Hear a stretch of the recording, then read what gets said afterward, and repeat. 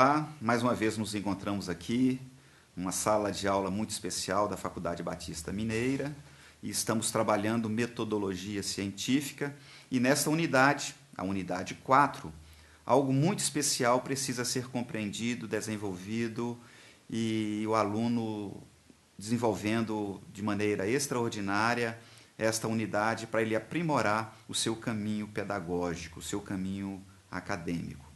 A unidade ela estará trabalhando no sentido de desenvolver um seguinte tema: o universitário e os trabalhos acadêmicos. Nós vamos trabalhar esse tema dessa unidade em dois momentos. O primeiro é trabalhar exatamente um ponto inicial.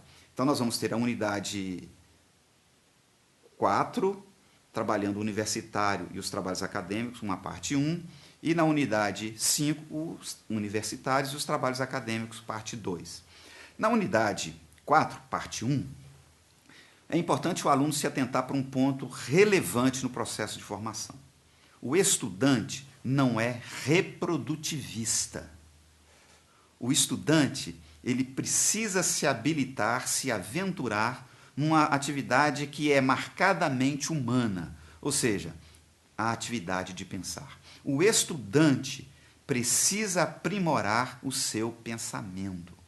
Daí a importância do aluno estar desenvolvendo o pensamento. E existem dois tipos de pensar.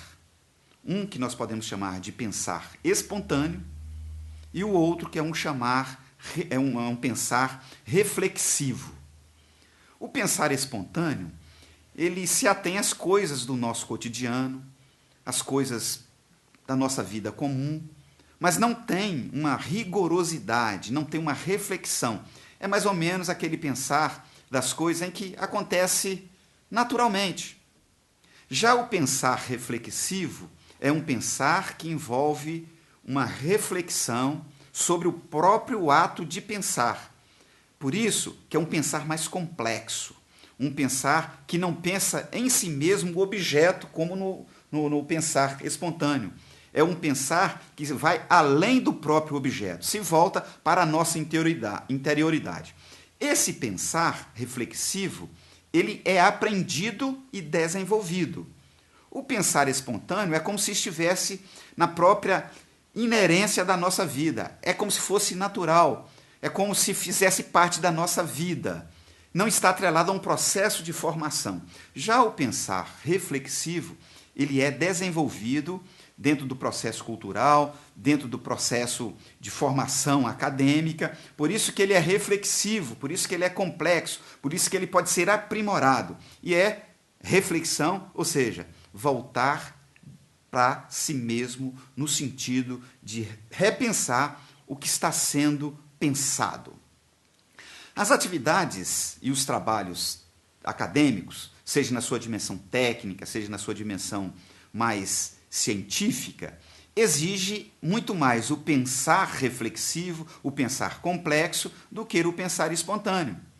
O pensar espontâneo não requer uma criticidade, não requer uma avaliação. Já o pensar reflexivo, o pensar complexo, ele é fundamentalmente crítico. Daí a importância de você estar avaliando a maneira que você tem lidado ao longo da sua vida com o seu processo de pensamento. Se é um pensar só espontâneo ou se é um pensar mais reflexivo. Os trabalhos acadêmicos, os trabalhos científicos, têm uma relação direta, proveitosa, sistemática com esse pensar reflexivo. Mas quando nós pensamos em trabalhos técnicos, no ensino superior, eu queria destacar dois nessa unidade 4, que são os seminários e que são também os trabalhos de natureza a propiciar a você uma aprendizagem maior.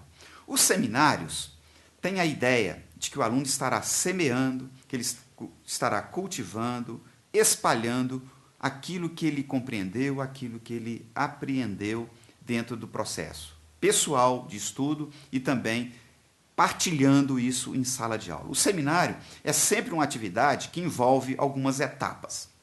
Por exemplo, para participar de um seminário, nós precisamos resgatar aquilo que nós temos estudado anteriormente. O seminário envolve o processo de leitura. Leitura antecipada, para participar da discussão em sala de aula, e uma leitura em que a compreensão e o entendimento são o carro-chefe.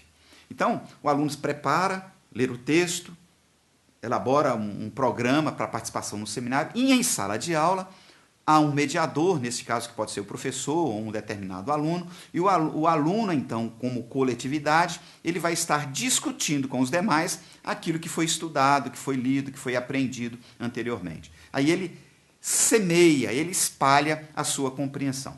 Já o fichamento também envolve a leitura antecipada.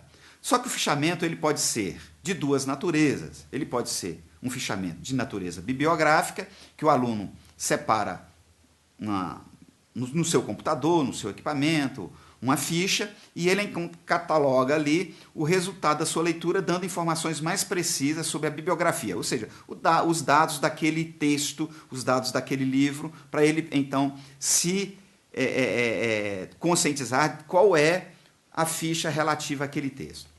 Mas no fichamento mais importante, não é o fichamento bibliográfico, é o fichamento de conteúdo. Por que esse fichamento é o mais importante?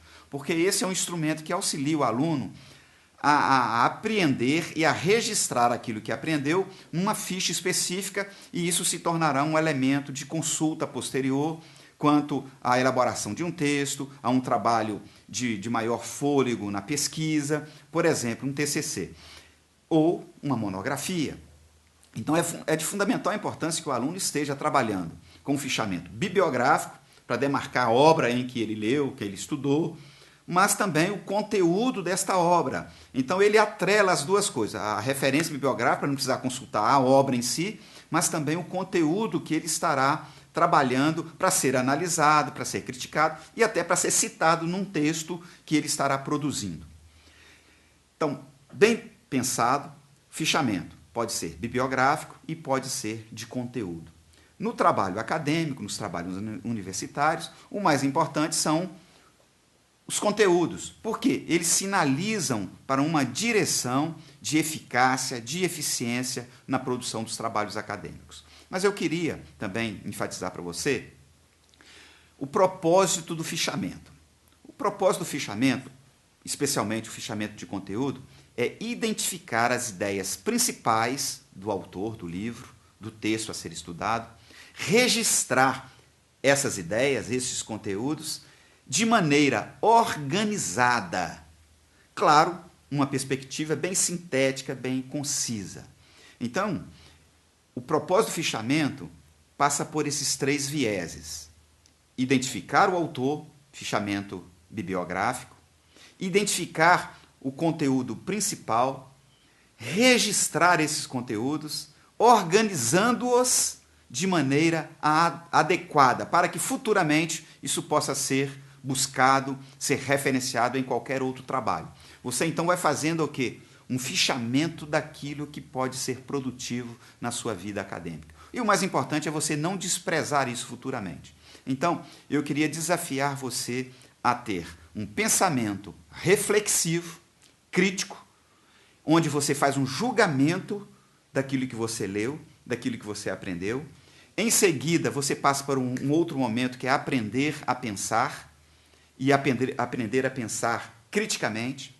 E você, então, desenvolve competências específicas, mas também você faz trabalhos como seminários, que você participa em sala de aula, que envolve um preparo antecipado, mas também o fichamento. Especialmente aqui, a ênfase no fichamento de conteúdo para você estar se preparando, arquivando, catalogando aquilo que pode ser muito útil no seu futuro, especificamente no sentido de produzir trabalhos acadêmicos. Mãos à obra e um bom trabalho para você.